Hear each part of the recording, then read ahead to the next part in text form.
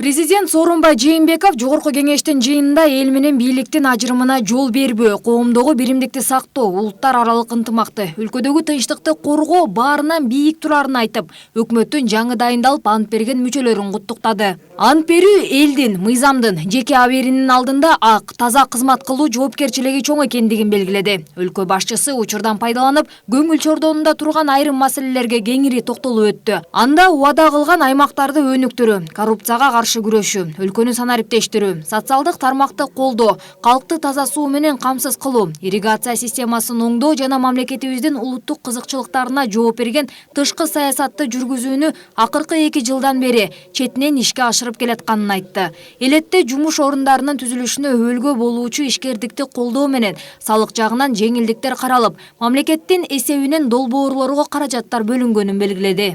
Өзүңөрдүн адамдык абириңерди, ички ыйманыңарды козгогула. Ошондо гана соттук реформа ийгиликке жетет, болбосо жетпейт деп. Ар бир жердеги иштеген сот өзүнүн абирин, ыйманын козгош керек. Ансыз канча каражат жумшабайлы, бул реформа ишке ашуусу ийгиликке мына жетпей турган көрүнүп турат. Ошон үчүн бизде дагы айтам, сот системасына эрк бар, каражат бар, мына иштин бардыгы өзүңөрдүн баштагыла, оңдогула. Өлкө башчысы белгилегендей, коррупцияга малынган аткаминерлерди камап коюу менен гана маселе чечилбейт. Бул максатта дүйнөлүк технологияларды колдонуудан артта калбай, санариптештирүү менен гана коррупцияны жоюу мүмкүн. Учурда 191 мамлекеттик кызмат көрсөтүү электрондук форматка өткөрүлүп, жарандарга керектүү кагаздар ыңгайлуу шарттарда бериле баштады. Бул кыйла убакыт үнөмдөп, адам фактарын жокко чыгарууда. Бул санариптештирүү деген себеби мындай, коррупцияга санариптештирүүгө өзүнөн өзү бөгөт кое баштайт, өзүбүз деле көрүп атабыз. Мына жол тартибин бускандар боюнча, мамлекеттик кызмат көрсөтүүнүн деңгээли боюнча, бир алакандай кагаз алыш үчүн барып, чиновниктерге жалдырап, мына ушундай ситуация эмес беле. Азыр ошолорго жакшы көңүл бурулуп санариптештирүү.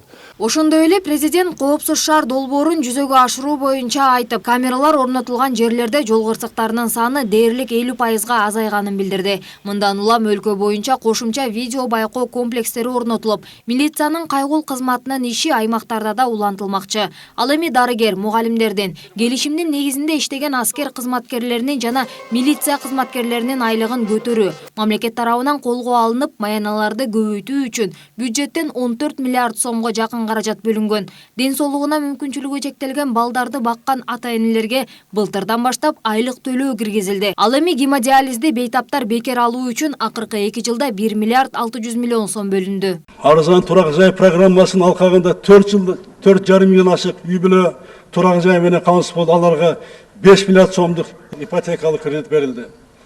Сизде билгендей, мамлекеттик ипотека 16-жылы 14% менен баштаганбыз. Кийин 18%га түштү. Мына быйылкы жылдан 6%га түшүрүлдү. Мурун бюджеттик мекемелерге гана берилген болсо, айрыкча мугалим врачтарга. Азыр бүт Кыргызстандын жарандарына мына бериле турган мүмкүнчүлүк түзүлдү. Буну мамлекеттик ипотекалык компания жана Керемет банкке түзүлгөн билесиздер. Ушу эки жактан мына бере баштадык. Кубандырганы менчик жеке банктардагы ипотеканы мына бере башташты. Мамлекеттик саясаттын артыкчылыктуу багыттарынын бири катары калкты таза суу менен камсыз кылууга басым жасалып, 107 айылга таза суу киргизилди. Жакынкы жылдары өлкөнүн бардык аймактары таза суу менен камсыз болмокчу. Бул үчүн 33 миллиард сомдук финансылык булактар аныкталган. Миграция күчөп атат. Сууга суу жок, таза суу жок жерден. Биз ушуну токтотушубуз керек. Таза суу келсек, миграция да токтой баштайт. Өндүрүш дагы иштей баштайт. Ишкерлер бара баштайт. Туристтер да келе баштайт. Аларга шарт түзүлө баштайт. Мына ошон үчүн мамлекетибиздин, элибиздин бул келечеги, балдардын келечеги болгон үчүн буга өзгөчө мына көңүл буруп атам, менин көзөмөлүмдө болуп атат. Ирригация программасын ишке ашырууга өзгөчө маани берип жатабыз. Бул бекерден эмес. Анткени бул маселе өлкөнүн азык-түлүк коопсуздугуна түздөн түз таасир тийгизет. Ирригация деген бул жумуш орундар жана сууга жерлер. Бул миграцияны токтотуу, аймактарды өнүктүрүү, жаңы конуштардын пайда болушу. Бул амбициялуу максатыбыз. Аны аткарууга бардык мүмкүнчүлүктөрдү жумшап жатабыз.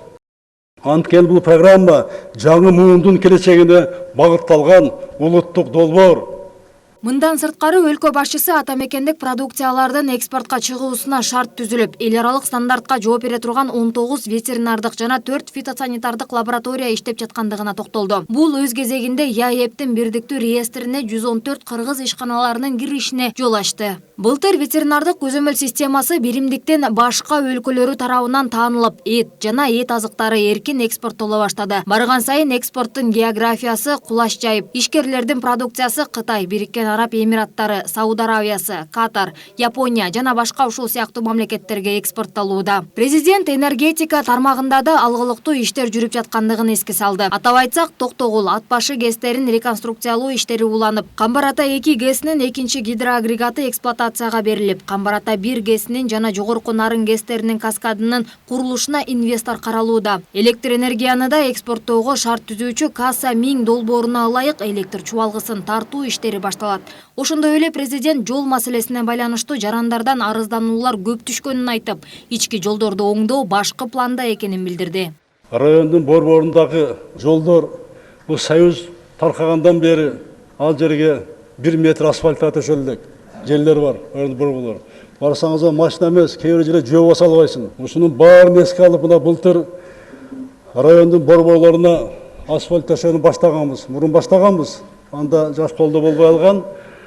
2 жыл болду. Мына быйыл да киргизип атабыз. Былтыркы жылы 141 километр асфальт жол басылды. 40 район, 8 шаарга. Быйыл 150 километрди буюрса аданда көбөйткө аракет кылып атабыз. Муну сүйлөшүп атабыз. Жолго асфальт төшөө пландалууда.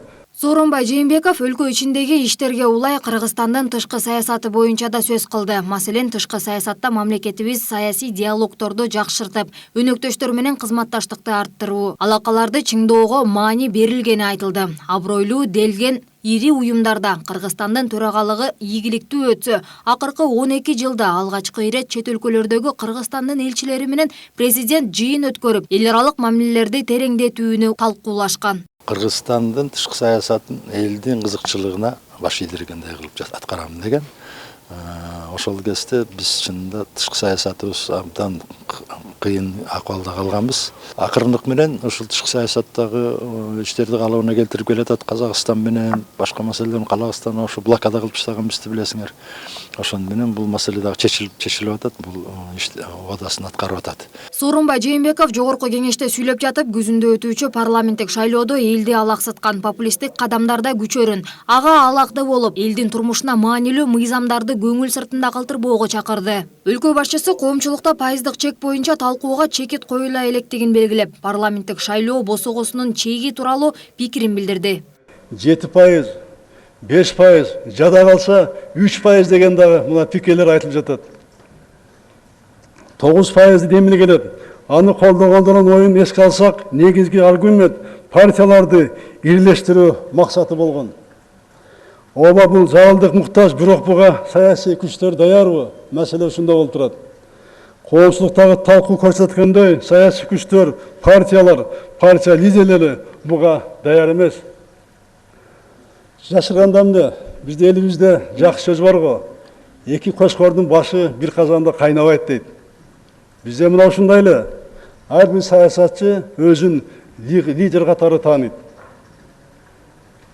Ошондуктан партиялар ирлештирүү биздин ирлештирүү боюнча биздин саясатчыларыбыз алар үчүн эртерээк болоорун мына көрсөттү. 7% бул биз басып өткөн сыноодон өткөн жол. 5 жана 3% айткандар жаштарга мүмкүнчүлүк берели деген элдин кулагына жага турган аргументтерди айтууда. Бирок чынында жаштарды бетке кармап алып, бул жерде деле өз камылгасын көргөн жайдарлар болуп жатат десек жаңылышпайбыз. Азыр пайыздык босого боюнча мыйзам долбоору талкууланып жатат. Депутаттар терең талкуудан өткөрүп, жет өлчөп биркизет деп ойлойм. Менден бардык партияларга карата бирдей мамиле болот. Өзүн айтып тургандай, партия деген жалпы коомдун гана бир бөлүгү. Мен кайсы бир партияга эмес, жалпы элге кызмат кылуу үчүн шайланып келгем. Жалпы элге кызмат кылуудамын. шайлоодо жеңип партиялардын кимиси болбосун. Мамлекеттин кызыкчылыгында чогуу иштегенге мен даярмын.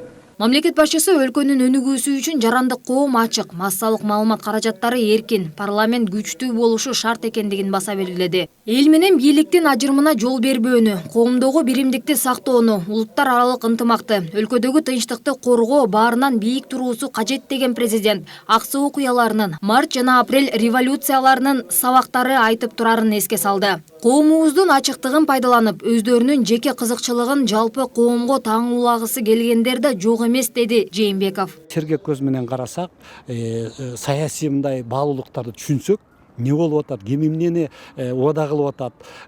Президент бүгүн ошого чакырды. Мындай бир популизм, шайлоо болот, келет, кетет, Кыргызстан калат. Туурабы, ата мекенибиз калат.